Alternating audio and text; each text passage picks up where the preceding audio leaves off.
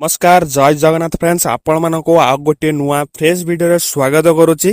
आजिर जो video friends BSK card को लेके आसिला एक बहुत ही बड़ खबर। तो कौन आसीची अपडेट सब किछि इन्फॉर्मेशन आपण मानको संपूर्ण डिटेल सहित जणाई देबी। जानिया पई वीडियो को प्रथम रु शेष आई देखिबे एवं वीडियो पसंद आइते लाइक करिवो। नुआ आसिले निश्चित चैनल को सब्सक्राइब करी पाखरे था बेल आइकन को ऑल ऊपर प्रेस कर देबे।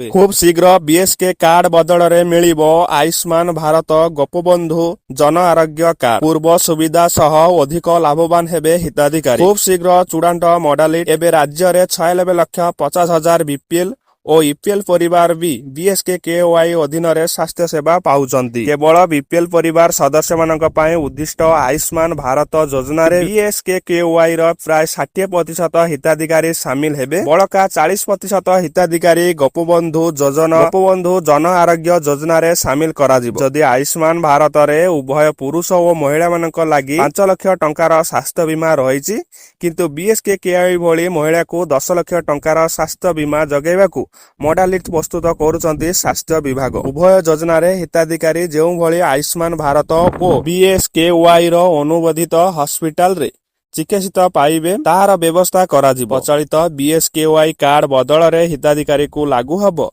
नुआ आयुष्मान भारत गोपबंधु जन आरोग्य कार्ड। मासे भितरे मिलिबो समस्तंकु एही नुआ कार्ड। जदि आपण माने अधिक जानिया पई चाहुचंती बा बीएसके कार्ड रो टिकिनिकी खबर बा अपडेट जानिया पई चाहुचंती ताले निश्चित मो चैनल को सब्सक्राइब करि रखितांतु।